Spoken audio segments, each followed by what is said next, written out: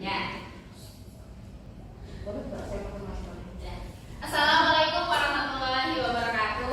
Waalaikumsalam warahmatullahi wabarakatuh. Ya, selamat pagi Ustazah. Terima kasih telah bersedia hadir untuk bersama-sama. Saya akan mengimbaskan diseminasi pemahaman budaya positif. Di sini berasal dari modul 1.4, yaitu dari guru penggerak saya yang ke-11 Kabupaten Banyumas. Ya, perkenalkan untuk saya sendiri, ya udah kenal ya Ustazah ya. Saya Fitriani, kemudian fasilitator saya adalah Pak Kalis Joko Sukowo, kemudian pengajar praktek saya adalah Pak Kukuh Nursanto. Nah, sebelum lanjut ke arah diskusi saya ada di kesepakatan forum diseminasi kita. Nah, salah satu contohnya adalah menghargai siapapun. Kira-kira apalagi nih kesepakatan untuk melanjutkan sebelum melanjutkan diskusi kita? Silakan, boleh? Ya. Tidak membuka HP sendiri. Oh, tidak membuka HP sendiri. Oke, saya tulis di sini aja ya. Papan tulis ya. Sepakat tidak? Sepakat tidak. Oke, yang pertama tidak membuka HP.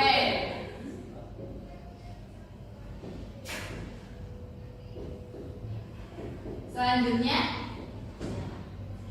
Tidak membuat forum sendiri atau? oh iya betul, tidak membuat forum sendiri. Setuju? Setuju. Oke, tidak membuat forum sendiri. Tidak membuat forum. Selanjutnya ada lagi? Iya. Tidak ngantuk. Oh, tidak ngantuk. Ngantuk itu gimana banget? Ya, kayaknya kalau ngantuk itu manusiawi, tapi yang tidak dibolehkan adalah tidak ini ya, betul-betul. Berarti tidak tidur. Ya. Oke. Boleh? Ada lagi? Anastasia? Tidak makan. Tidak makan. Oke. Apakah sepakat? Sepakat. Oke. Mungkin cukup atau ada lagi? Cukup. Ya. Semoga kesepakatan kita dalam forum diseminasi ini dapat berjalan sesuai dengan kesepakatan kita bersama. Oke? Selanjutnya, oh iya, sebelum masuk akhirnya ice breaking di sini ada apa? Ice breakingnya adalah senyum 30 detik. Tapi sebelum hal tersebut dilakukan, silahkan berpasangan dengan temannya masing-masing. Ada pasangannya nggak? Oh iya, ya silahkan berdiri. Ya, ibu-ibu semuanya. Berdiri. Kemudian saling berhadapan dan tatap teman kalian selama 30 detik. Kira-kira senyum apa enggak? Ya, udah. 30 detik. Ya. Udah. Oke. Senyum ya sudah ya. Oke, silakan kembali ke tempat duduk masing-masing.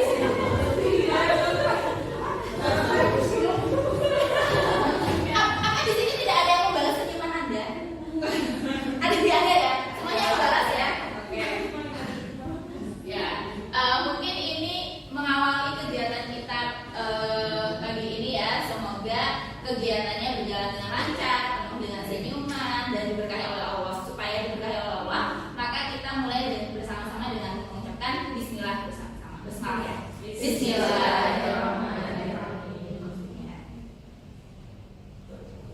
Selanjutnya, di sini ada beberapa materi ataupun yang akan saya imbaskan setelah saya mempelajari modul 1.4, yaitu budaya positif. Yang pertama adalah disiplin positif dan nilai-nilai kebijakan universal. Yang kedua adalah teori motivasi, hukuman dan penghargaan dan restitusi. Kemudian ada lagi keyakinan kelas, kebutuhan dasar manusia, posisi kontrol dan segitiga restitusi. Dari semua materi ini kira-kira ada yang pernah dengar salah satunya? Udah ya? Iya. Kalau sudah lihatnya ya, dengarnya yang mana? Kebutuhan dasar manusia. Kebutuhan dasar manusia. Oke. Ada lagi yang lain? Iya. Hukuman dan penghargaan. Ya, hukuman dan penghargaan.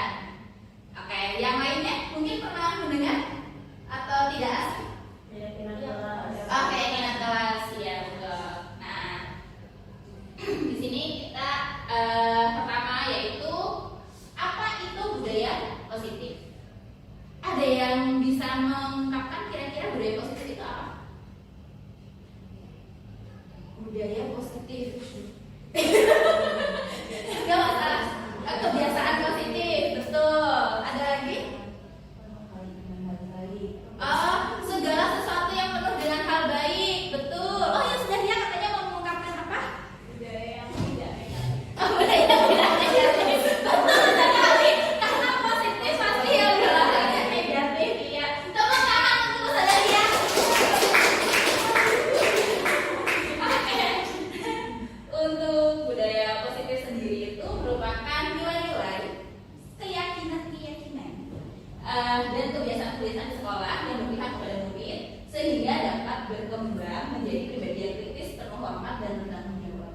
Jadi diharapkan dengan budaya positif ini ranahnya menuju ke berpikir kritis, penuh hormat dan bertanggung jawab. Selanjutnya di sini bagaimana sih seseorang bisa berubah? Ada beberapa istilah di sini, ada stimulus respon. Yang pertama realistisnya tuh atau kebutuhan kita itu sama. Kita nganggapnya tuh kita kebutuhan sama. Faktanya atau teori kontrolnya itu kebutuhan kita itu berbeda-beda. Coba bisa dianalina kebutuhannya sama gak kira-kira dengan saya? Beda, iya pasti ya. Terus semua orang melihat hal yang sama. Nah ternyata setiap orang memiliki gambaran yang berbeda. Jadi harus menanamkan hal-hal yang notabene misalnya gini, kita mencoba mengubah orang agar berpandangan sama dengan kita. Mungkin ya? Nggak bisa. Betul. Jadi kita berusaha memahami pandangan orang lain tentang dunianya. Jadi nggak bisa memaksakan pandangan kita dengan pandangan orang lain. Atau kalau bahasa bagiannya sekarang itu point of view gitu ya. POV ya. Oke. Perilaku buruk dilihat sebagai suatu kesalahan. Nah mungkin kita melihat perilaku buruk itu pasti dilihatnya suatu kesalahan. Ternyata semua perilaku pasti memiliki tujuannya masing-masing. Kemudian orang lain bisa mengontrol saya. Apakah bisa? Karena hanya Anda yang bisa mengontrol diri Anda sendiri. Walaupun misalnya ada peraturan segala rupa, yang bisa mengontrol adalah diri sendiri. Kemudian saya bisa mengontrol orang lain. Anda tidak bisa mengontrol orang lain. Ya, saya juga tidak bisa mengontrol Ustazah Aida untuk tidak balik rumahnya, kan nggak mungkin. Ya, karena misalnya suruh main dulu ya, tidak mungkin ya. Kemudian saya bisa pemaksaan ada pada saat bujukan gagal. Jadi kalau bujukannya gagal ya itunya paksaan. Karena kolaborasi dan konsekuensi menciptakan pilihan-pilihan baru. Selanjutnya model berpikir menang atau kalah. Ternyata model berpikirnya menang gitu. Dari sini kita dapat menemukan disiplin positif dan nilai kebijakan universal. Nilai kebijakan universal itu maksudnya secara keseluruhan atau secara menyeluruh itu ada menurut Dr. William Glasser, seorang psikiater dan pendidik, menyampaikan dalam doi teori meluruskan beberapa miskonsepsi tentang kontrol. Tadi kan sebetulnya kita sudah memahami ada beberapa kontrol gitu kan.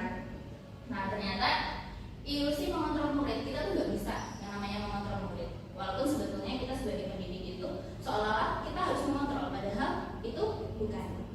Ya, lanjutnya ilusi bahwa semua penguatan positif efektif dan bermanfaat. Nggak semua yang kontrol itu bermanfaat, karena pada hakikatnya kita tidak bisa mengontrol murid. Gitu. Kemudian ilusi bahwa kritik dan membuat orang merasa bersalah dapat memanfaatkan. Nah itu juga salah. Kadang-kadang kita saya sih sebenarnya misalnya merasa orang dia merasa bersalah, padahal itu tidak bisa menguatkan karakter untuk murid gitu. Karena tadi kita udah paham bahwa seseorang itu bisa berubah karena diri sendiri, ya kan, bukan karena orang lain. Terus ilusi bahwa orang dewasa punya hal untuk memaksa, menganggap bahwa oh kalian itu harus seperti ini karena kita menganggap diri kita adalah dewasa. Padahal murid itu pasti memiliki keinginan untuk menuju sesuatu yang mereka capai, ingin dicapai. Jadi kita nggak bisa memaksa anak ataupun seseorang untuk mengikuti apa yang kita inginkan. Selanjutnya di sini, nah kalau tadi budaya positif, sekarang itu merucut ke apa itu disiplin positif. Nah kalau kira-kira apa disiplin positif? Angkat tangan. Disiplin yang tidak negatif. Ya karena tadi kan budaya ya.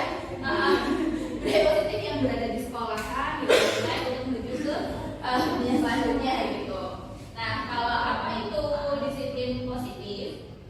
Nah ternyata disiplin positif merupakan suatu cara penerapan disiplin tanpa kekerasan dan ancaman. Justru disiplin ini tanpa kekerasan dan ancaman. Ini udah yakin lah kalau guru BK itu udah paham bahwa tidak bisa mengancam murid. Betul nggak? Nggak boleh ya. Yang dalam praktiknya melibatkan perilaku komunikasi efektif antara guru dan siswa. Kemudian penerapan disiplin positif ini mengajarkan murid untuk memahami konsekuensi perilaku yang mereka lakukan sehingga murid dapat menghormati diri sendiri dan bertanggung jawab terhadap lingkungan dan pribadinya masing-masing. Jadi disiplin positif silakan baca. Merupakan salah satu cara menerapkan budaya positif yang bertujuan untuk menumbuhkan kesadaran. Iya, menumbuhkan kesadaran. Jadi kalau yang namanya disiplin positif itu ranahnya pengen menuju ke budaya positif gitu. Nah di sini salah satu cara untuk menerapkan budaya positif. Nah sebelum ke teori motivasi, kira-kira pernah nggak sih menanamkan disiplin positif di kelas? Pernah ya. Coba kira-kira untuk usaha share apa pernah disiplin positifnya? Misalnya siswa tidak masuk kelas, Ah. padahal sedang pembelajaran, Mm-mm. terus siswanya kabur istilahnya. Oh kabur. Ya, itu kan butuh banyak tahap disiplinnya. Mm-mm. Walaupun kalau kita kalau kita pengen instannya kan langsung dikasih hukuman. Iya, betul. Kita komunikasikan dulu biar mereka paham kalau mereka salah dan mereka bisa menentukan konsekuensi apa yang pantas untuk mereka. Oh iya, tepuk tangan. Ternyata udah beberapa kali mungkin sebetulnya sudah bisa menerapkan disiplin positif itu dengan cara berkomunikasi. Nah, betul. Nah sekarang kita lanjut ke teori motivasi, hukuman, penghargaan, restitusi. Nah dari ada beberapa kita udah masuk ke motivasi, hukuman, penghargaan, restitusi. Untuk motivasi, nah kita mulai dulu. Renungan. Sebelum kamu ini renungan, mari kita tanyakan kepada diri kita sendiri, termasuk saya, bagaimana kita berperilaku, mengapa kita melakukan segala sesuatu, apakah kita melakukan sesuatu karena adanya dorongan dari lingkungan atau adanya dorongan dari orang lain. Kemudian kadang kita melakukan sesuatu karena kita menghindari rasa sakit atau ketidaknyamanan. Kadang kita juga melakukan sesuatu untuk mendapatkan apa yang kita mau. Iya. Itu condongnya ke arah mana tadi? Paksaan ya. Kalau yang apa? Yang apa harus? Yang paksaan apa? Caranya misal di sini juga perilakunya itu mungkin di sekolah seperti ini tapi nyatanya di Rumah beda. Oh iya. Ya kadang-kadang segala sesuatu peraturan itu murid itu tidak sesuai dengan yang diinginkan gitu ya. Jadi ada motivasi untuk melakukan tindakan itu karena aturan seperti itu. Ya ada tapi nggak semuanya ya.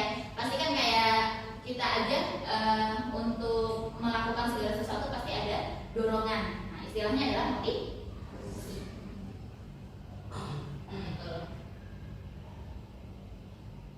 Nah kalau tadi sudah merenungkan, berarti kira-kira apa sih pengertian motivasi? Dorongan dalam diri seseorang untuk melakukan sesuatu tujuan. Iya, Masya Allah. Hebat. Ya, betul. Dorongan untuk melakukan segala sesuatu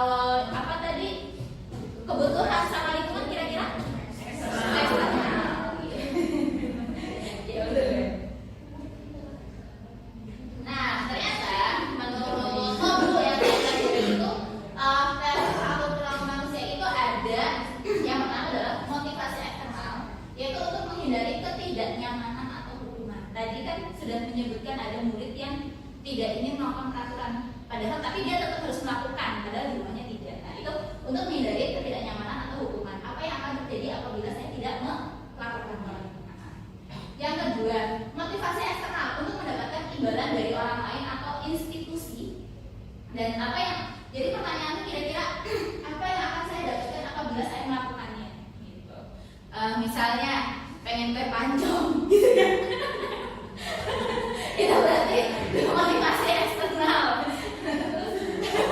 Apa yang motivasi internal? Nah itu kalau motivasi internal itulah yang akan menuju tujuan yang disiplin positif gitu. Nah kalau disiplin positif itu jadi orang yang mereka inginkan dan menghargai diri sendiri dan nilai-nilai yang mereka percaya. Kira-kira tujuan saya itu nanti kedepannya akan mendapatkan apa?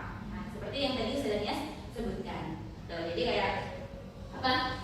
Murid itu pasti untuk melakukan sesuatu itu pasti ada tujuan eksternal ataupun internal kalau secara garis besarnya.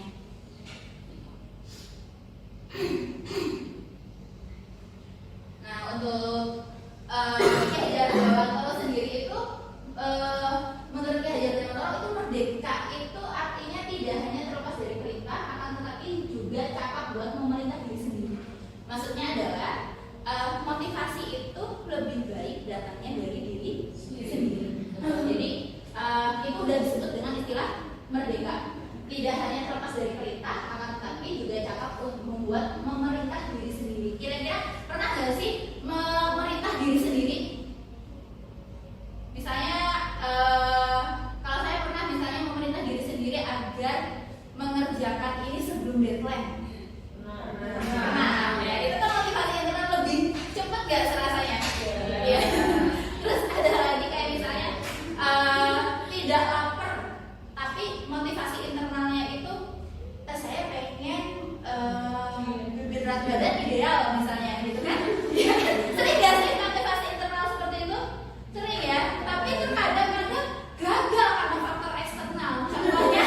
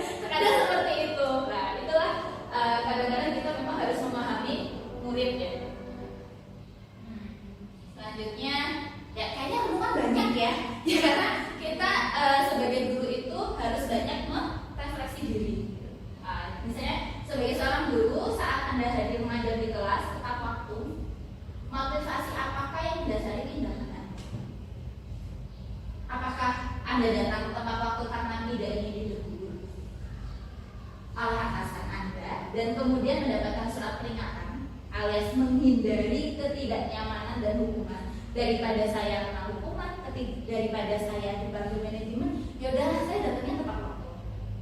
Begitu. Atau Anda ingin mendapatkan pujian dari atasan Anda dan mendapatkan penghargaan sebagai karyawan atau guru berprestasi. Kalau misalnya mendapatkan imbalan atau penghargaan dari orang lain, atau Anda ingin menjadi orang yang menghargai waktu. Jadi misalnya menghargai diri sendiri sebagai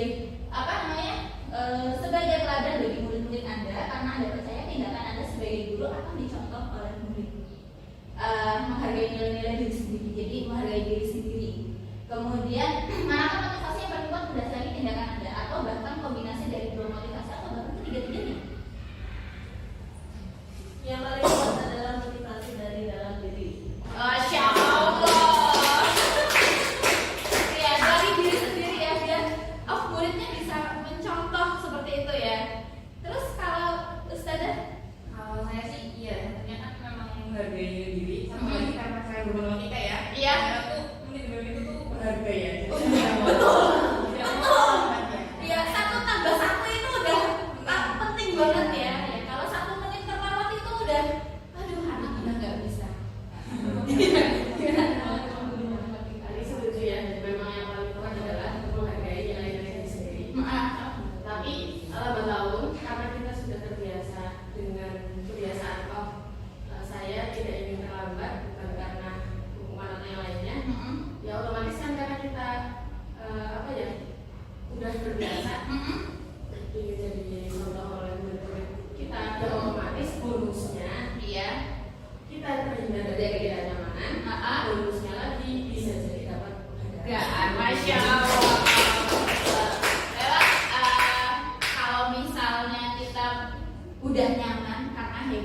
itu udah nggak bisa, udah bukan lagi paksaan, ya kan? Tadi kan pengennya segala sesuatu itu ya merdeka, dan berarti kan kita harus membiasakan diri sendiri.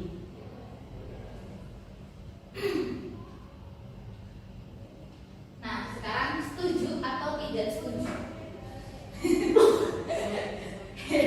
Ini tuh kalau misalnya tadi kan untuk mengikuti motivasi gitu ya. Nah, sekarang kita mau lanjut ke hukuman. Di sekolah dapat mendisiplinkan anak. Hukuman di sekolah dapat mendisiplinkan anak. Setuju atau tidak setuju?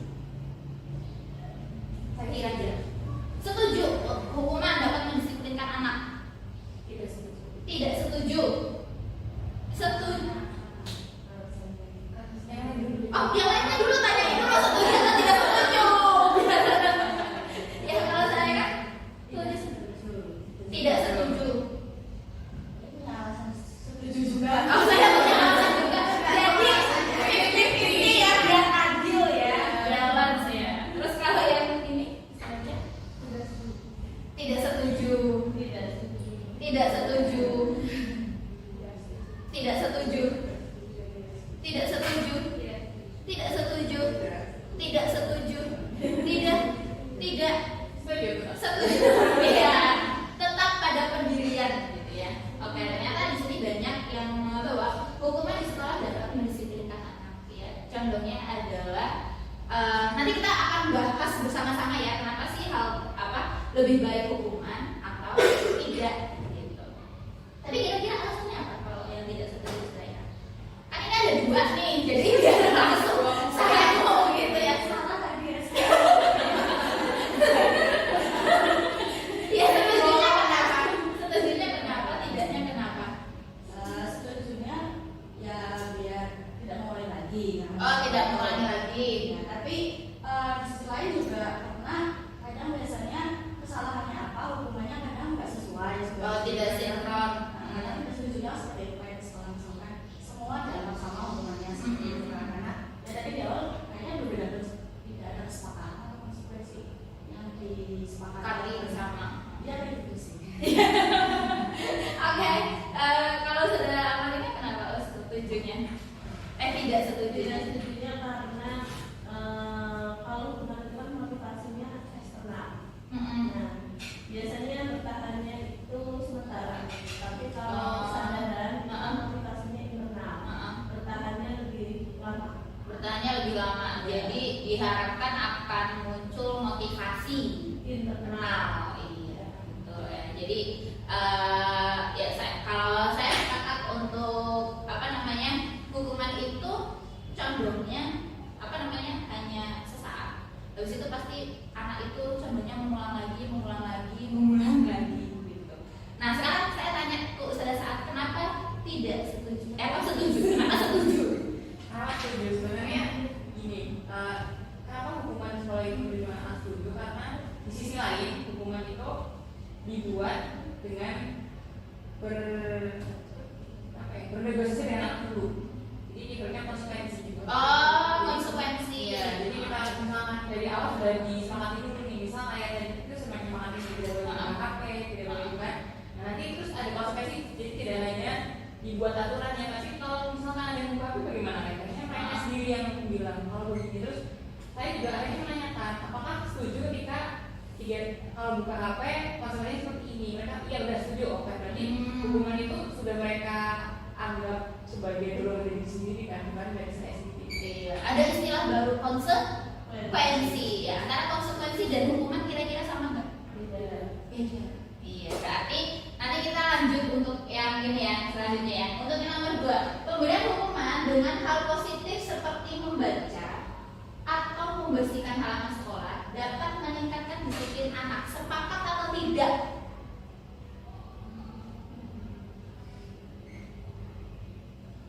Pertanyaannya sulit ya. Kira-kira sepakat atau tidak memberikan hukuman dengan hal positif seperti membaca atau membersihkan halaman sekolah dapat meningkatkan disiplinnya anak.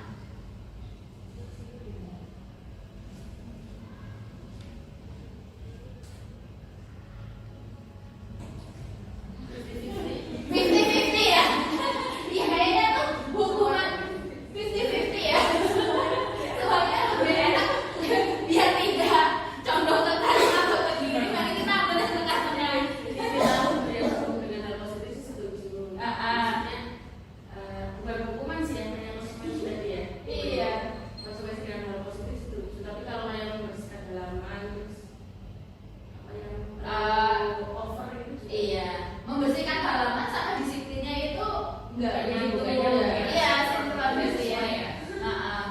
Tapi kalau misalnya sebetulnya pengen memberikan hukuman tuh yang positif gitu ya. Tapi kalau misalnya tidak nyambung juga kadang-kadang itu kurang tepat, iya nggak? Iya, sadar.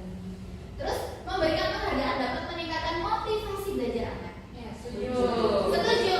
Berarti sering nih memberikan penghargaan kepada anak-anak.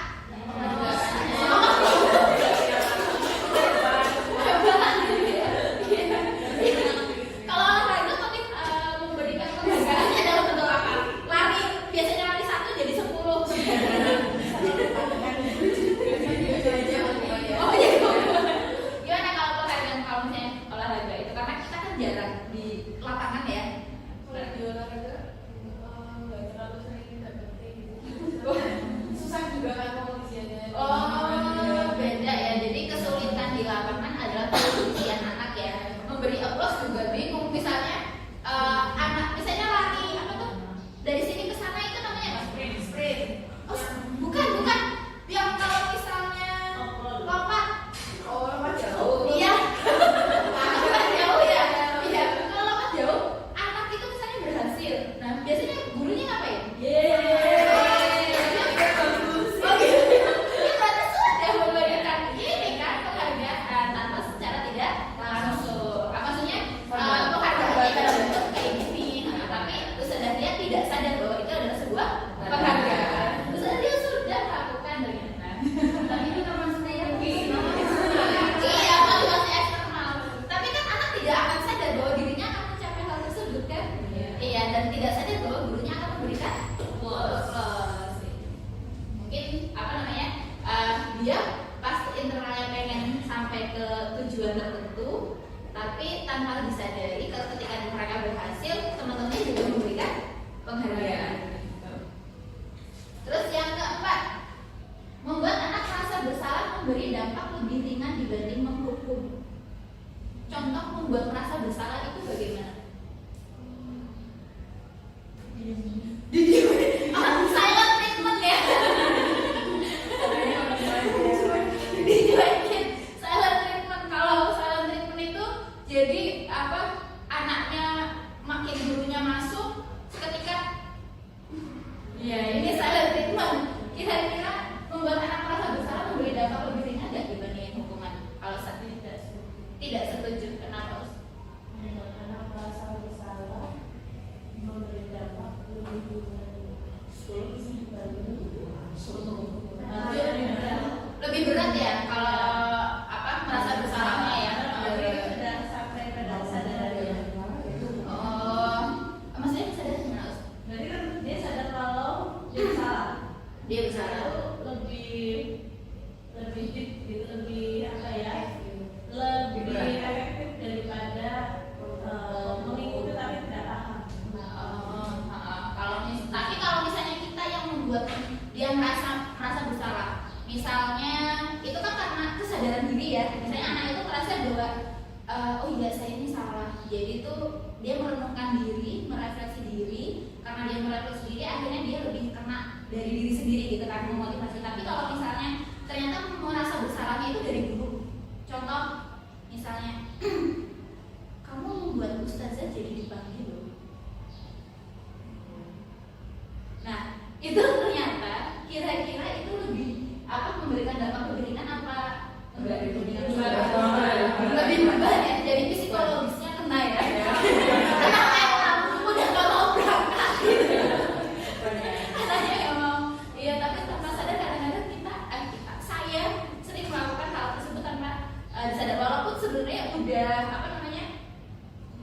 berusaha untuk tidak melakukan, tapi kadang-kadang kalau kita udah kesel banget sering terungkap gitu ya, terus tanpa sengaja misalnya kamu loh kayak gitu jadinya kayak gini loh, iya kan?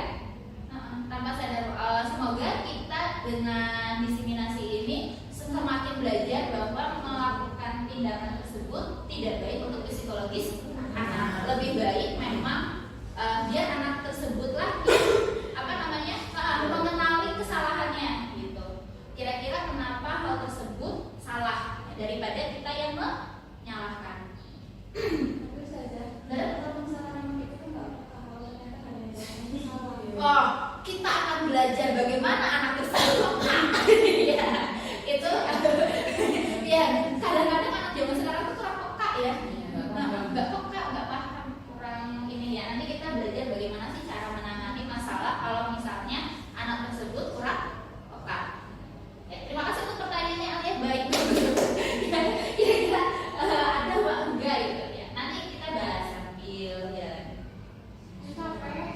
Iya, capek jalannya capek ya. Oke. Oh, ini kok. Oh, benar kepotong. Iya, kelihatan ya. Terus. Tapi di sininya enggak ya? Turunin aja. Turunin aja. Turunnya tuh gimana? Oh, Diklik. Geserin. Oh, iya enggak ada. diklik balik. Nah, lagi terus. Iya, ya. Ya. Nah, iya. Di sini dihukum oleh penghargaan. Kok dihukum oleh penghargaan? Harusnya apa ya? Apresiasi oleh penghargaan. Gitu ya. Contoh, dihukum oleh penghargaan itu misalnya, jadi sebetulnya kita memberikan penghargaan ke anak, tapi tanpa disadari itu membuat anak itu merasa pengennya dihargai terus. Maksudnya apa sih ya? Kayak motivasi yang tadi eksternal. Jadi ibaratnya kayak pengennya, oh misalnya nih saya pelajaran kimia. Setiap pelajaran kimia itu ternyata kalau misalnya bisa mengerjakan mendapatkan cocoratos misalnya.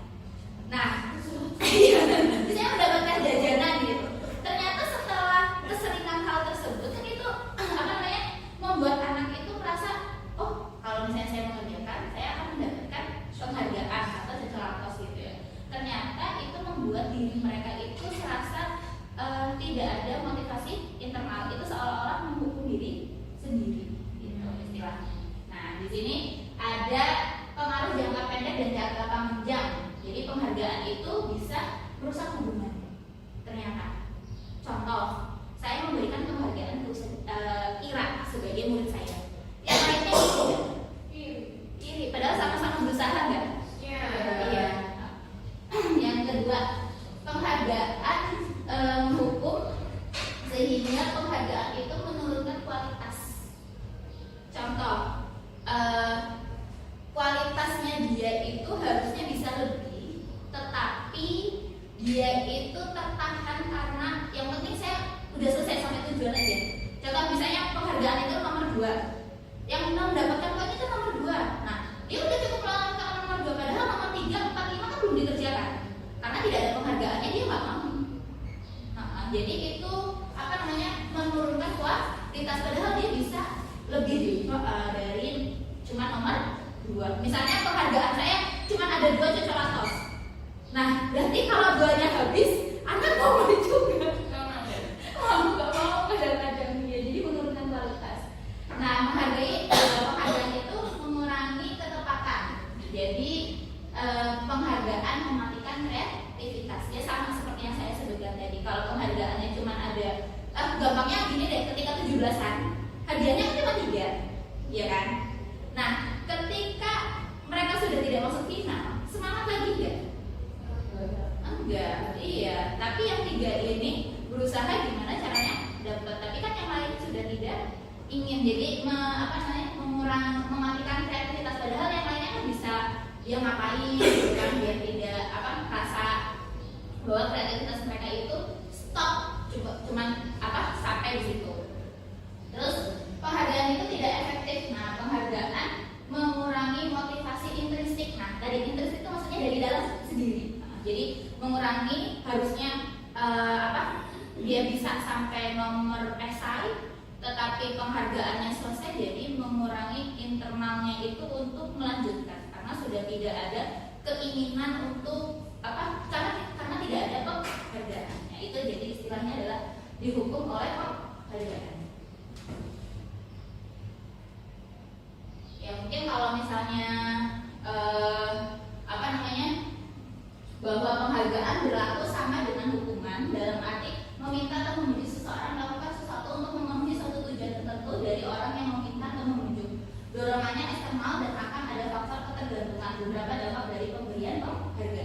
tadi saya sebutkan, ya kan? Maksudnya tuh ternyata dampaknya itu banyak.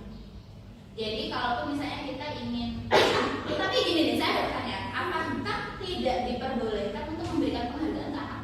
Boleh, boleh, itu boleh. Untuk memacu, mematik dulu, betul. Iya, tapi jangan menjadi kebiasaan, betul. Misalnya penghargaannya secara keseluruhan, misalnya, kita kan ada penghargaan kayak misalnya tuh murid mendapatkan nilai tertinggi, ya kan? Nah itu kan mereka harus belajar secara kontinu, ya kan? Untuk mendapatkan nilai tertinggi tersebut dan penghargaan tertinggi tersebut. Gitu. Jadi sebetulnya penghargaan tetap diperbolehkan asalkan tidak menjadi kebiasaan. Dan penghargaan itu tidak hanya dapat berupa barang, tapi juga sebuah perkataan juga merupakan penghargaan. Contohnya tadi saya tangan, terus misalnya, wah jawaban kamu bagus, kamu sudah bisa, itu juga sebetulnya sebuah penghargaan. Apa? Iya, selamat gitu ya.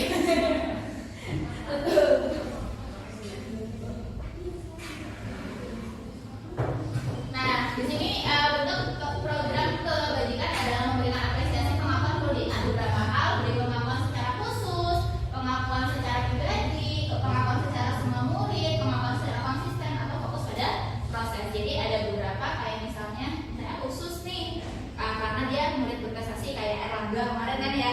Nah dia kan khusus tuh. Terus pengakuan secara pribadi, ya kamu tadi mengerjakan ini bagus, ya kayak gitu. Terima kasih. Untuk pengakuan kepada semua murid, wah selamat ya kelas kalian itu bersihnya nomor 1. Nah itu mengaku semua murid. Pengakuan secara konsisten, konsisten itu berarti terus misalnya, terima kasih ya mas untuk pembelajaran hari ini kalian sudah memperhatikan ustazah dengan baik. Nah itu konsisten kan setiap hari kita selalu kayak gitu kan ya. Terima kasih ya mas untuk pembelajaran hari ini, ya kan.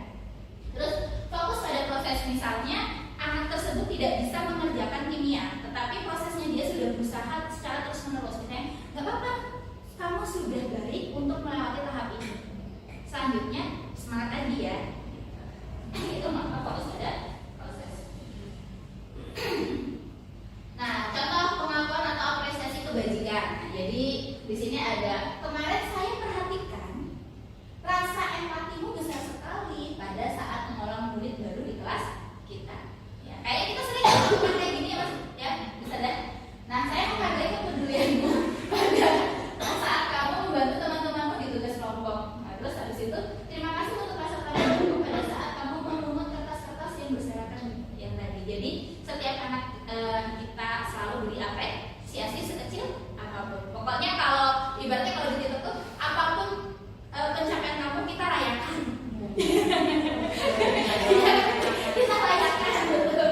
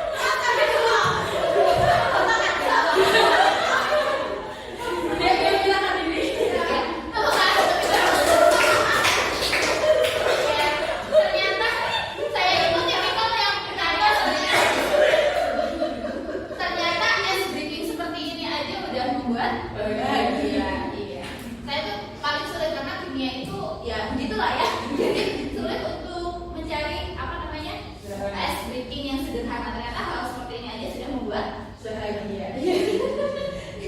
Senang banget kayak gini doang padahal ya.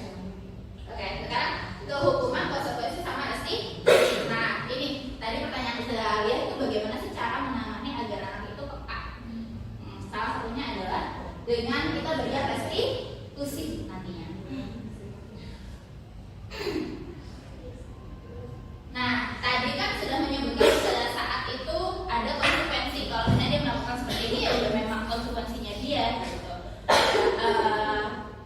Kemudian saya menanyakan apakah hukuman dan konsekuensi itu berbeda. Ternyata jawabannya berbeda. Nah, karena sudah paham bahwa hukuman dan konsekuensi itu berbeda, kira-kira mencatat 100 kali di dalam buku kalimat saya tidak akan terlambat lagi karena terlambat ke sekolah, itu konsekuensi apa? Hukuman.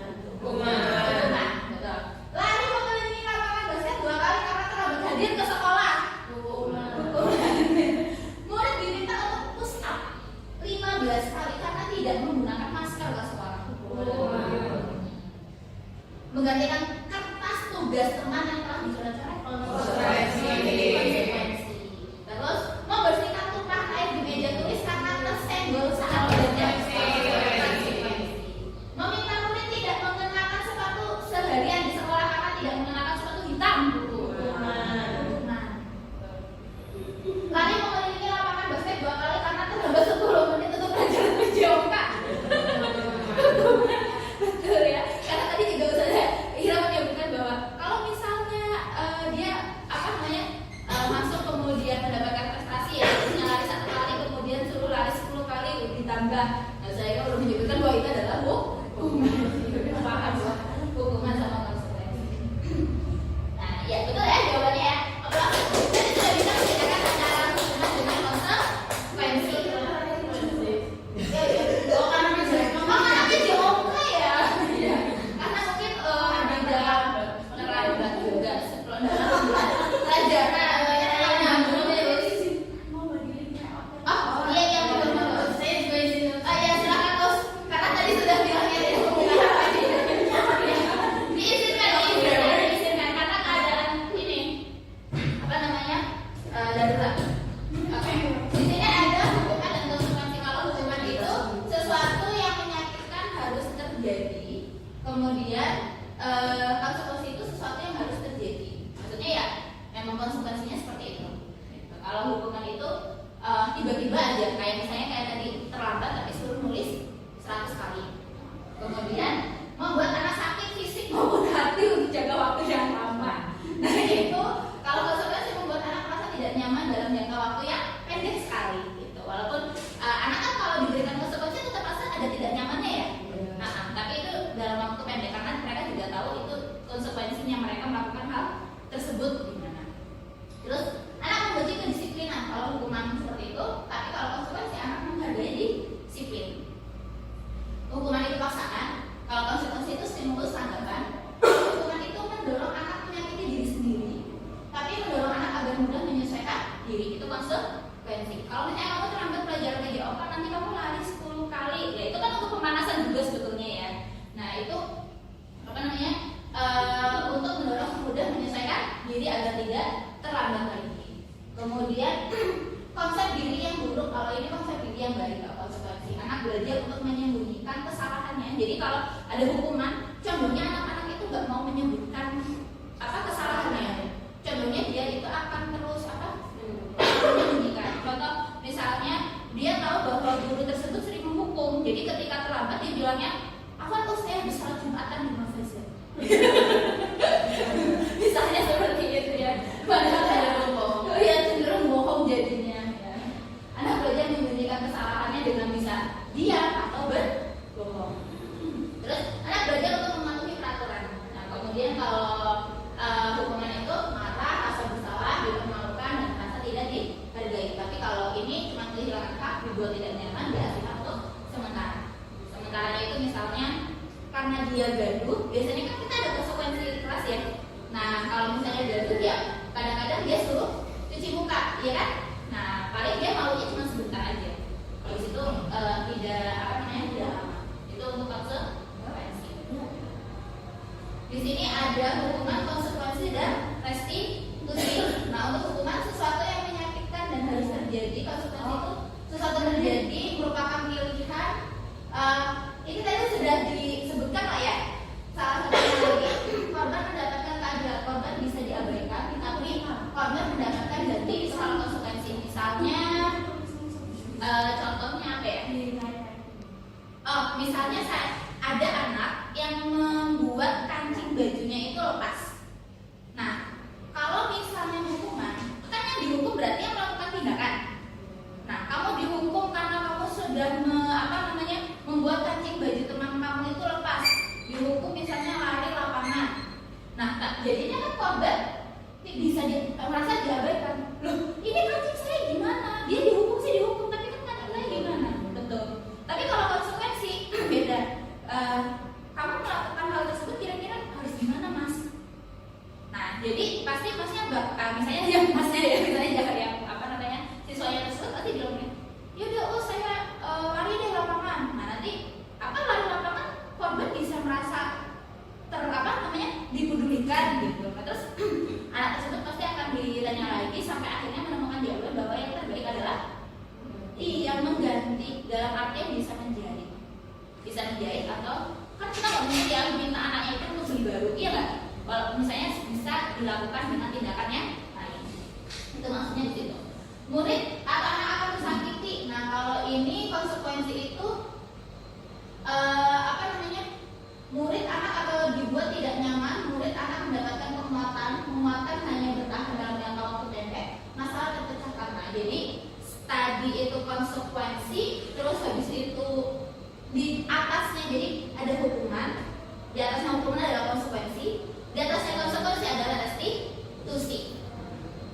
Terus menguatkan hanya bertahan dalam jangka pendek, tapi kalau ini masalah terpecahkan memerlukan monitoring dan supervisi terus menerus dari guru. Murid belajar bertanggung jawab untuk perilakunya yang tadi saya sebutkan itu.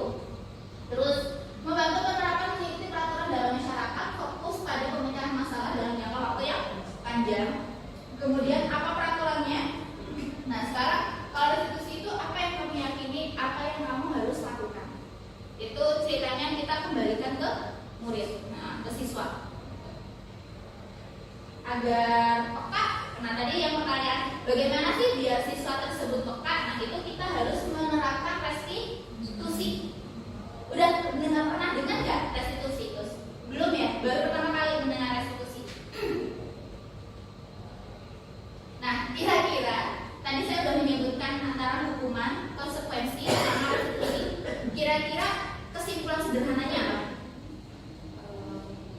Restitusi itu kayak Iya, kalau restitusi itu motivasi internal, lebih ke eksternal. kalau hukuman condongnya ke eksternal. Iya.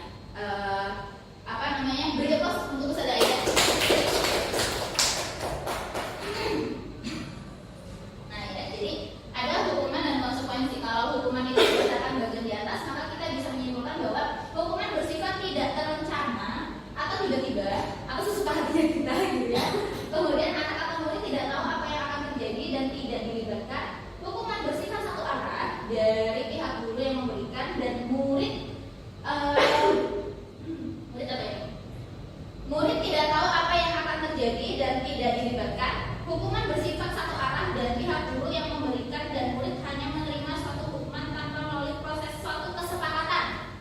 Itu atau mengarahkan dari pihak guru baik sebelum atau sesudah hukuman yang diberikan bisa berupa fisik ataupun psikis. Nah, kalau konsekuensi itu disiplin dalam bentuk konsekuensi sudah terencana atau sudah disepakati, sudah dibahas dan disetujui oleh murid dan guru. Umumnya bentuk-bentuk konsekuensi dibuat oleh pihak guru sekolah dan murid sudah mengetahui sebelumnya konsekuensi yang akan diterima bila ada pelanggaran pada konsekuensi. Murid tetap dibuat tidak nyaman untuk jangka waktu yang pendek.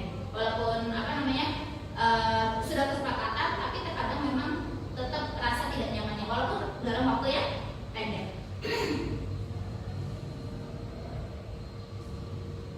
Nah, sekarang beda lagi dengan restitusi. Kalau restitusi itu proses menciptakan kondisi bagi murid untuk memperbaiki kesalahan mereka sehingga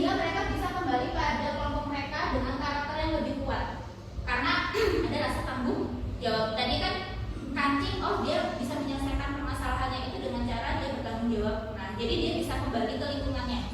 Dalam artian, oh, jadi si korban itu bisa menyimpulkan bahwa temannya itu bertanggung jawab. Itu restitusi.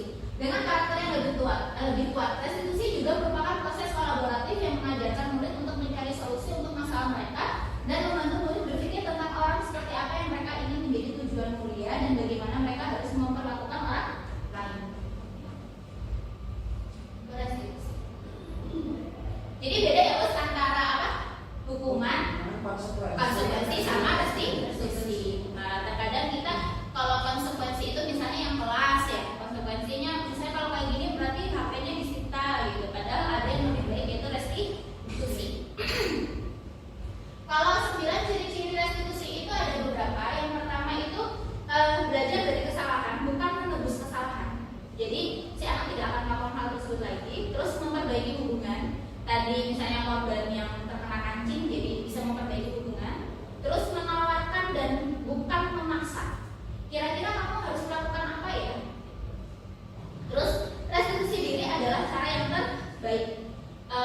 Menuntut untuk melibatkan dalam diri dari internal, mencari kebutuhan dasar berdasarkan tindakan, berfokus pada karakter bukan tindakan, berfokus pada solusi yang harus dilakukan, kemudian mengembalikan murid yang berbuat salah. Itu ciri-ciri restitusi. Nah, untuk melakukan restitusi ke hal tersebut, jadi salah satu yang harus dilakukan awal adalah membuat keyakinan kelas agar kita bisa melakukan restitusi. Gitu.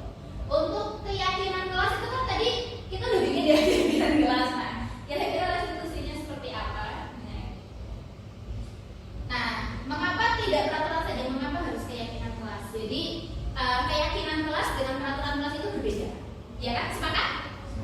Sepakat. Nah, mengapa kita memiliki peraturan harus menggunakan helm bila mengendarai kendaraan roda 2? Mengapa kita memiliki peraturan membuang sampah di tempatnya? Mengapa kita memiliki peraturan yang harus datang tepat waktu pada saat mengikuti pelatihan? Nah, untuk membentuk motivasi intrinsik, kembalikan ke nilai-nilai atau keyakinan-keyakinan karena akan lebih menggerakkan seseorang dibandingkan mengikuti serangkaian peraturan-peraturan. Nah, jadi kalau misalnya ada peraturan-peraturan seperti yang notabene anak itu tidak suka, lebih baik kita kembalikan keyakinan pada diri si anak. Misalnya peraturan yang mereka tidak suka, misalnya helm. Kan anak yang ngekos di sini tidak suka menggunakan helm. Peraturannya kan kalau dalam pemerintah atau rambu-rambu lalu lintas adalah seorang pengendara motor diwajibkan menggunakan helm dalam berkendara, gitu ya. Nah, kalau misalnya anak tidak sulit untuk informasikan bagaimana caranya mereka menggunakan helm, berarti kita kembalikan, Mas, kira-kira. Oh, apa mau ada yang punya teman kayaknya udah yang pernah melakukan restitusi nih? Ya, coba gimana Mas kalau misalnya restitusinya tadi? Oh, iya, misalnya saya tidak menggunakan helm. Berarti saya gimana ya Mas kalau restitusinya? Kira-kira pernah nggak melihat sebuah kecelakaan yang tanpa diduga-duga, maksudnya naik motor bener bisa jatuh enggak? Lebih meningkatkan kesadaran diri. Iya, bisa jadi dengan cara menggali dulu pengalaman si anak tersebut. Gitu. Jadi kira-kira pernah nggak melakukan kira-kira seperti ini boleh nggak? Gitu.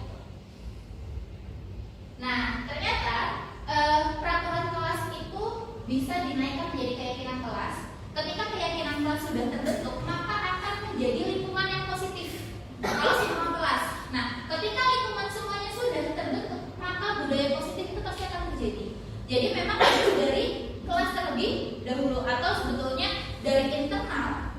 Tadi motivasi internal terlebih dahulu, kemudian dibuat menjadi keyakinan kelas, kemudian lingkungan menjadi positif dan budaya positif itu akan tercapai. Nah, misalnya ini ada peraturannya itu selalu kembalikan buku ke tempatnya, dilarang mengganggu orang lain, hadir di sekolah 15 menit sebelum pembelajaran dimulai, dilarang melakukan kekerasan, dilarang menggunakan narkoba, bergantian atau menunggu giliran, gunakan masker, terus jangan berlari di kelas atau koridor. Itu semua peraturan. Keyakinan itu apa yang kalimatnya condongnya lebih positif.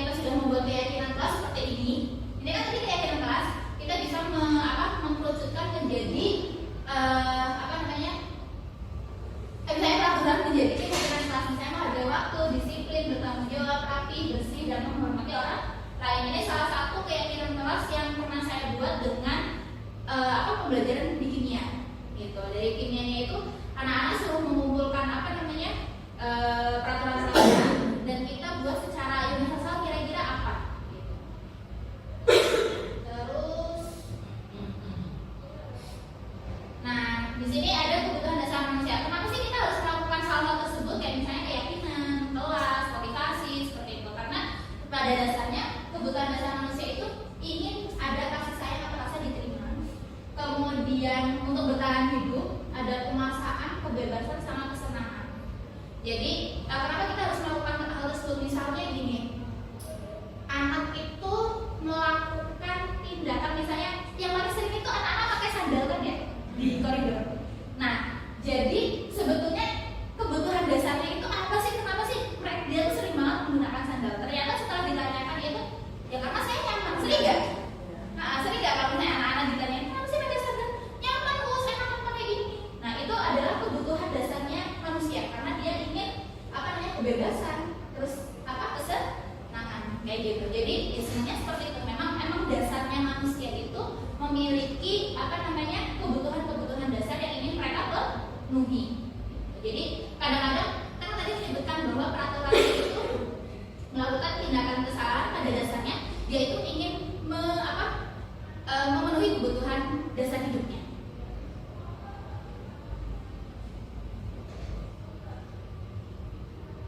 Nah, kalau misalnya untuk memenuhi kebutuhan dasar tersebut, untuk memahami bahwa siswa tersebut ada kebutuhan dasar, padahal kita harus melakukan restitusi, maka ada beberapa posisi yang ada. Jadi ada penghukum, membuat orang merasa bersalah, teman, pemangku, sama manajer.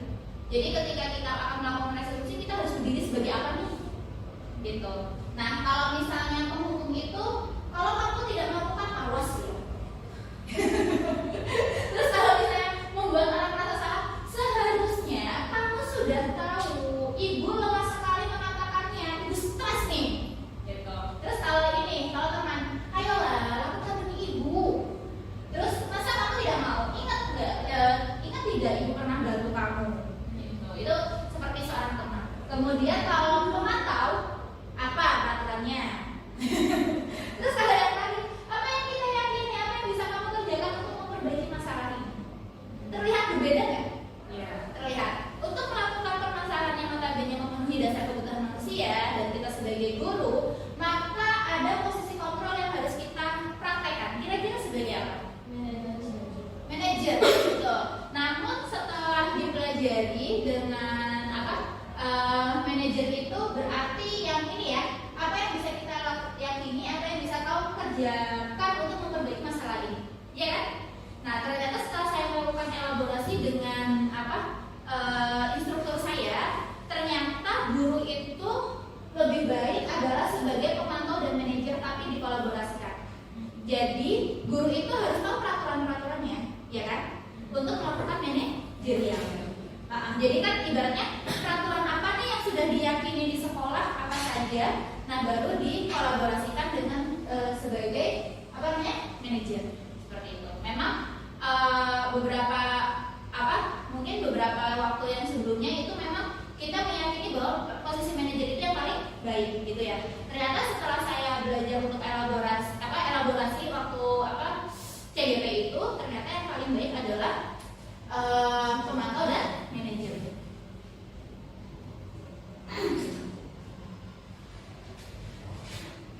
Nah, ada pernyataan-pernyataan seperti saya kecewa sekali dengan kamu. Nah, itu membuat orang merasa bersalah. Terus kamu tidak pernah benar melakukannya. Itu juga sebagai penghukum, ayolah lakukan demi ibu, itu sebagai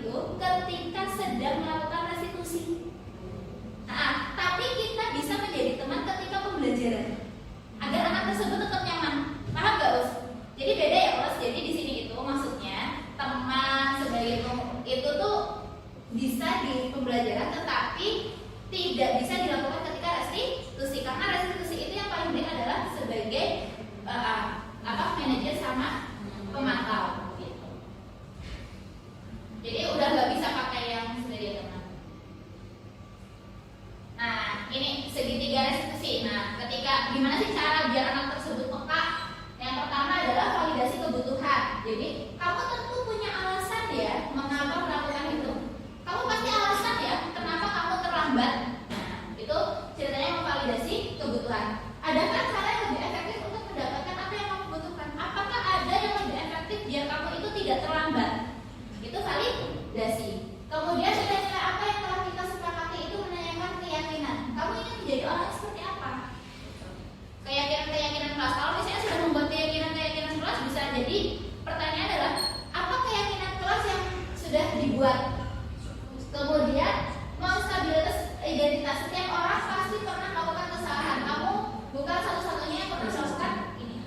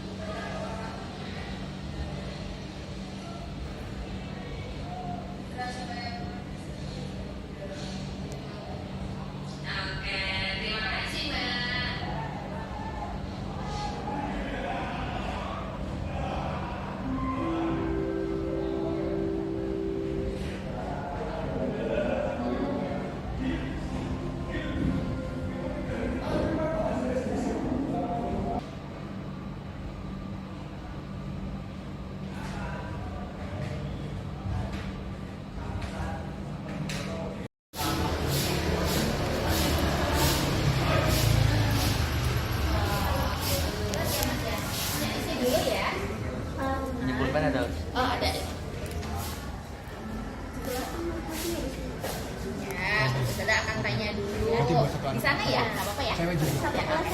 Di sana aja. Enggak, tadi kan yang kelas 10 udah. Tinggal yang lainnya. Sini mas, kita mau tanya. Ini terlambatnya kenapa mas?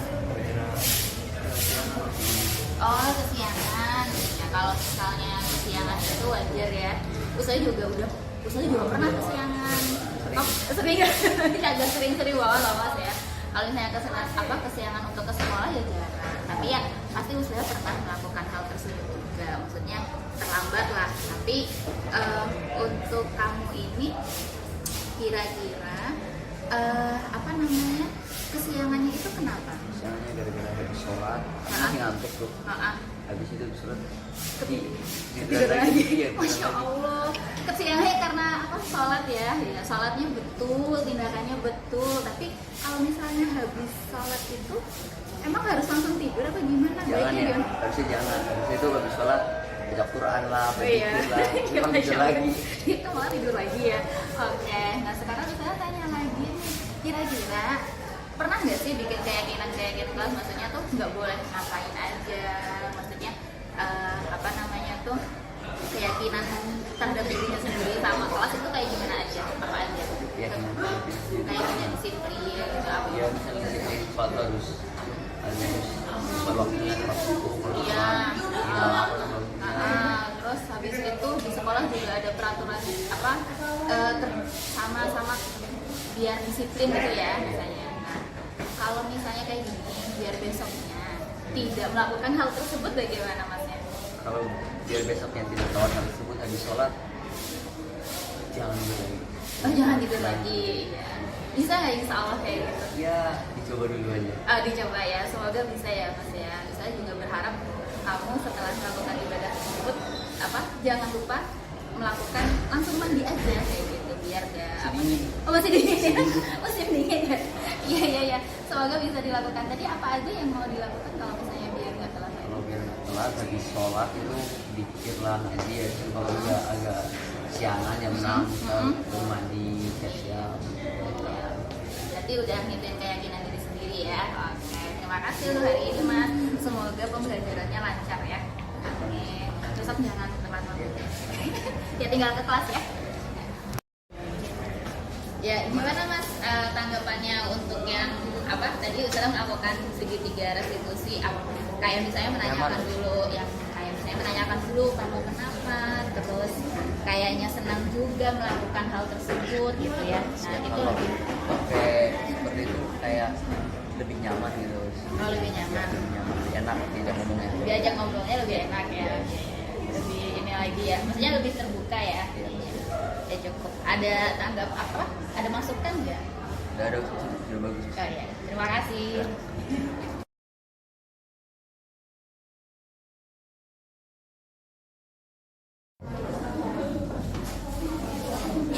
Oke, usaha buka ya. Assalamualaikum warahmatullahi wabarakatuh. Waalaikumsalam warahmatullahi wabarakatuh. Oke, untuk hari ini kegiatannya adalah membuat keyakinan kelas. Apakah kalian sudah pernah mendengar keyakinan kelas? Belum. Oke, keyakinan kelas itu merupakan kesepakatan antara kelas untuk membuat disiplin positif. Jadi kayak misalnya kalian itu membuat keyakinan misalnya tentang kebersihan. Kalau tentang kebersihan misalnya contohnya apa mbak kalian? Piket. Nah kalau piket itu kan berarti harus disiplin tidak? Iya, berarti misalnya menjaga kebersihan atau tidak ramai di kelas seperti itu. Itu namanya keyakinan kelas. Maksudnya itu mirip-mirip seperti iya betul, mirip seperti kontrak belajar. Mirip-mirip seperti kontrak belajar, betul. Nah silahkan duduk sih. Nah terus untuk membuat keyakinan kelas ini berarti setiap siswa ustazah berikan kertas, terus habis itu kalian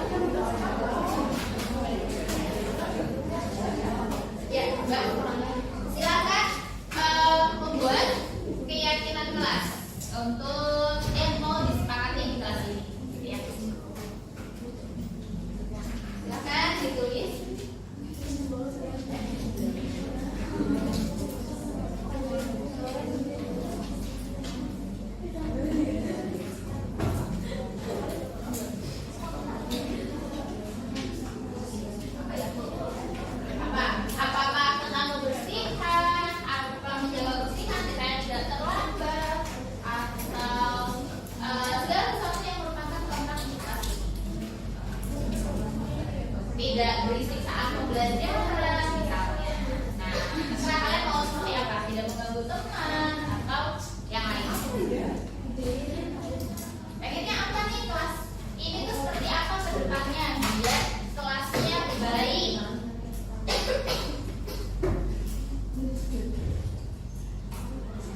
Bagi yang sudah, silakan untuk menempelkan di depan di sini.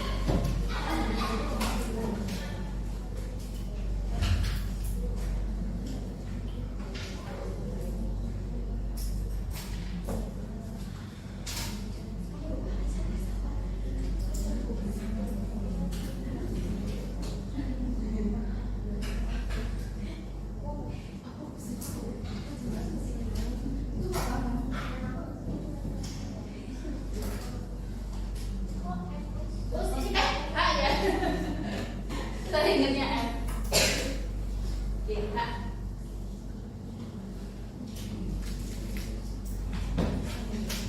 Dan silakan dikumpulkan Mbak. Ditempelkan di sini. Kalau ini kesepakatan kelas dulu ya. Iya, satu-satu cukup.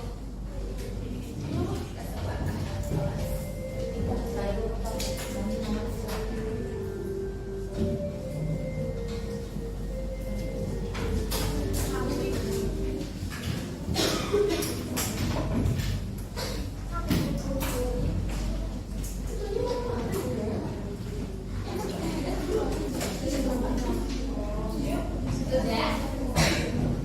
Oh iya.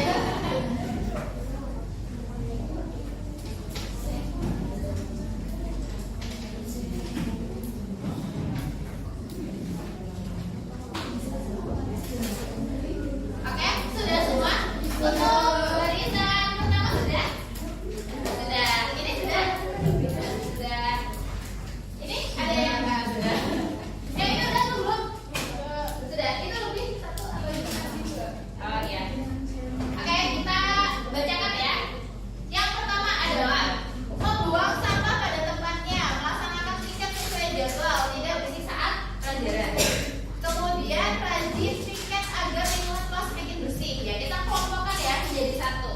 Berarti ini membuang sampah itu masih hampir sama dengan rajin piket, ya nggak? Rajin piket agar lingkungan kelas semakin bersih. Ya, ada dua lah. Mungkin tentang apa namanya disiplin ya. Yang pertama ini kebersihan deh, kebersihan. Kalau ini rajin berarti disiplin. Disiplin. Kemudian menjaga ketertiban kelas. Ketertiban kelas itu maksudnya apa? Disiplin. Oke. Ini kecil biar tidak terlalu. Membuang sampah pada tempatnya. Kebersihan. Tidak berbicara sendiri saat ustazah sedang menjelaskan. Disiplin termasuknya. Apa menghormati? Iya, kesopanan. Kalau enggak menghormati, ini ya, menghormati orang lain. Kalau misalnya orang yang sedang berbicara kan tidak mungkin kalian meninggali dengan berbicara lagi kan? Iya, itu namanya menghormati orang lain. Tuh. Jadi bisa juga atau kesopanan atau sopan. Menghormati orang lain berarti selalu menjaga kebersihan dan termasuknya ini ya kebersihan juga ya. Terus semua harus piket sesuai jadwal. Piketnya juga harus bersih. Ya, kalau tempatnya kita udah outsourcing ya Mbak ya. Jadi sudah dipiketkan sama ini biasanya. Semua harus jadwalnya, berarti harus piket sesuai dengan jadwalnya. Disiplin lah ya Mbak ya. Sama apa? Yang di pojok, kenapa? Oh iya. Lanjut ya. Aktif dalam setiap pembelajaran. Berarti apa ini Mbak? Aktif ya. Menghormati orang lain kan bukan berarti dia aktif ya kan? Nah, berarti aktif dalam pembelajaran berarti semangat belajar.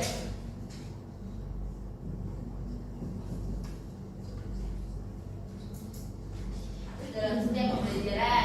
Terus tidak jahil kepada teman, tidak tidur saat pelajaran, boleh makan permen. Oke. Kalau misalnya tidak jahil itu kira-kira apa, Mbak? Masuknya? Iya, menghormati orang lain. Kalau misalnya tidak tidur dalam pelajaran juga termasuknya menghormati ya, Mbak ya. Sangat disiplin. Betul. Kalau yang selanjutnya bisa lebih solid lagi ke depannya. Berarti ini apa? Kerjasama atau kebersamaan. Betul. Misalnya berarti taruh sini ya. Kebersamaan. Bisa dalam bentuk gotong royong, iya kan? Jadi ada kegiatan apapun bersama-sama gitu. Bisa lebih solid. Solid, liquid, aqueous, ya kan? Itu apa ya? Jangan kimia dulu. Akan tidak berisik dalam pembelajaran berarti apa? Menghormati. Iya, bisa disiplin, bisa menghormati, betul. Terus tidak berisik, sama ya. Tidak berisik, oh kok sama lagi kan? Yang penting, oh ternyata semua orang itu pengennya ketika pembelajaran adalah di antara kalian pokoknya tidak boleh berisik karena kita sama-sama sedang belajar. Terus kalau lagi diterangin atau dijelaskan, diperhatikan, menghormati juga, tidak berisik saat pembelajaran, sama menghormati ya, membawa sampah pada tempatnya, jangan di lantai, apalagi di bawah meja orang. Kebersihan, betul. Ini sekali ngasih tahu ya Bapak, dominan itu apakah masih ada yang buang sampahnya di tempat orang lain? Ada ya. Keperhatian dan tidak berisik, masih menghormati orang lain. Terus bayar kas kelas setiap bulan. Itu apa? Disiplin. Apa? Disiplin. Mana? Disiplin. Apa? Disiplin apa ini berarti waktu ya? Ya kan setiap bulan kan? Disiplin waktu berarti bisa disiplin waktu, disiplin kebersihan. Membawa sampah pada tempatnya? Kebersihan. Oke. Kemudian denda untuk tidak yang melaksanakan piket. Disiplin. Ada dendanya. Oke, sekarang menghargai satu sama lain. Menghormati. Kelasnya bersih, nggak ada yang sampah di kelas. Kebersihan. Oke. Kemudian melakukan piket kelas. Disiplin. Pokoknya ya. Piketnya kayaknya. Tidak berisik agar kelas nyaman. Menghormati orang lain. Tidak berisik juga. Dan tentram ketika belajar. Jangan berisik saat pembelajaran. Apa kalian selalu berisik, Mbak? Enggak ya? Soal ini banyak sekali. Jangan berisiknya tuh. Oke, lanjut lagi. Selalu menjaga kebersihan seluruh siswa harus lanjutkan. Berarti disiplin ya. Apa tidak ada yang ingin terlambat gitu? Oh, tidak jarang terlambat ya kalian ya? Saat piket semua anak yang piket pada hari itu pulang bersamaan, jangan ada yang pulang berkurang. Disiplin, betul. Nah, terus menjaga kebersihan kelas sama ya. Terus membuang sampah sesuai tempatnya, menjaga kerapihan kelas. Kalau kerapihan apa, Mbak? Nah, kebersihan dan berarti kerapihan. Kesepakatan kebersihan dan kerapihan dulu ya.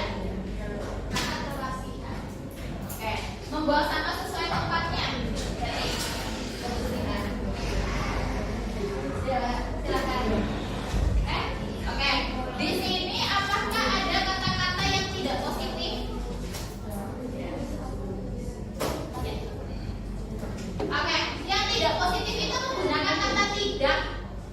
Coba kamu maju Mbak, cari yang menggunakan kata tidak. Ada nggak? Tadi kan ada beberapa itu yang sudah menggunakan kata positif, ya kan?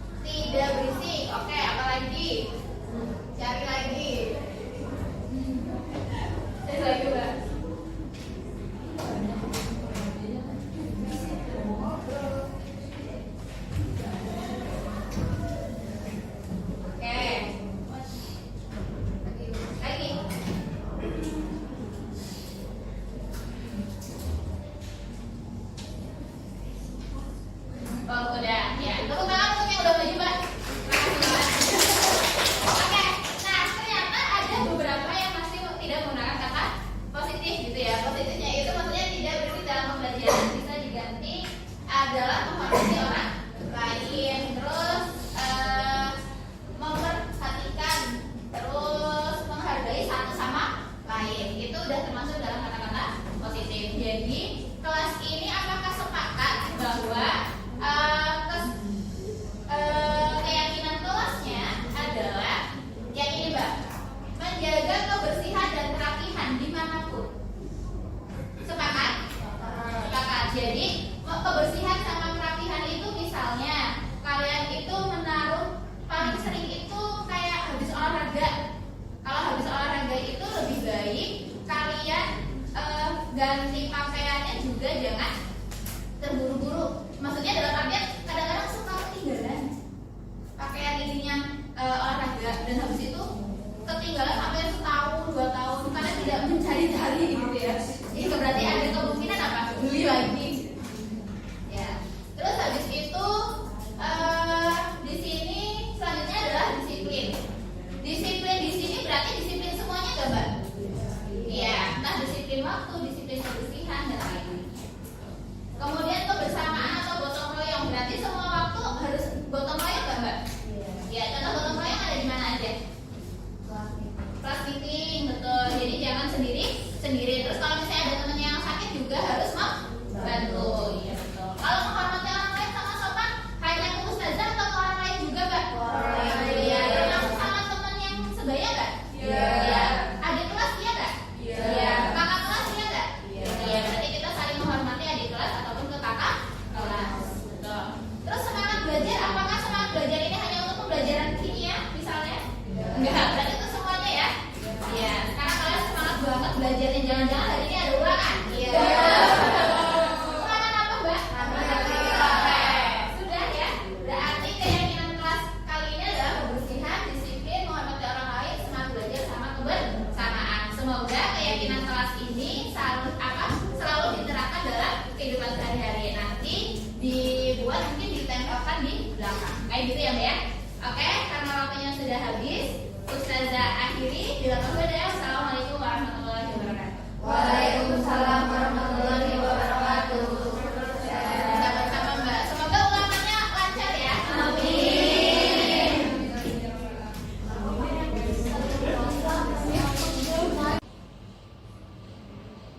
Iya.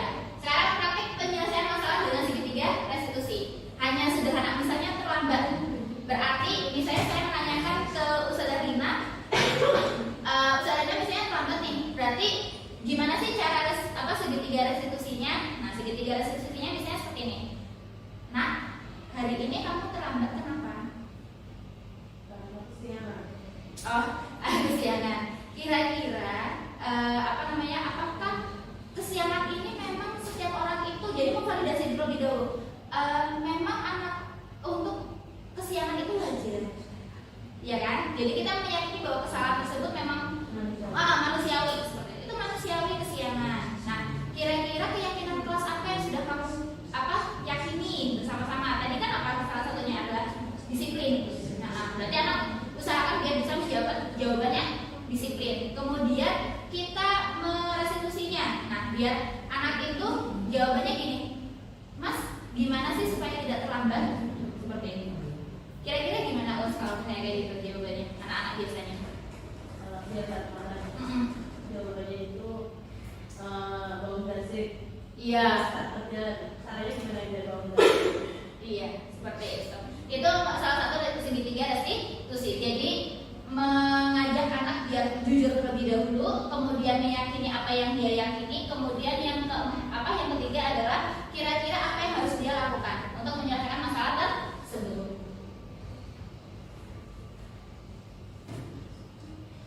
Nah, refleksi itu berarti yang terakhir. Nah, hal baru apa yang mengubah paradigma saya dan yang saya dapatkan? Kira-kira apa? Silakan bisa berkomentar. Sejauh ini jadi saya punya keyakinan. Jadi punya punya mindset baru bahwa ini tuh berarti saya bisa lebih meyakinkan anak gitu ya. Kayak saya juga pernah sih ternyata itu pernah lakukan dari karena memang ada dari itu bagus ya. Itu bisa saya kembangkan. Cuma yang keyakinan kelas tadi itu. Yang keyakinan kelas ya. Itu kayaknya sebenarnya anak saya kembangkan lagi. Karena bagus.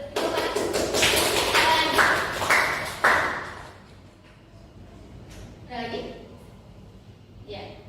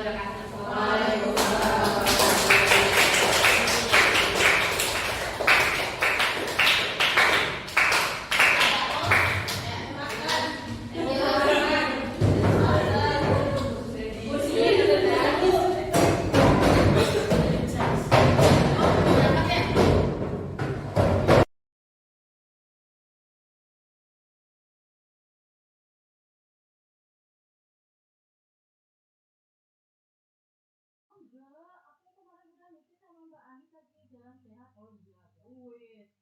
Cuma takon dijopo. Bayar lah. Bayar lah. Tapi lewian ini siji, ini bayar sing jadi bayar malih ya. Jadi nek wingi duit 50 go minggu tuh. Jadi kalau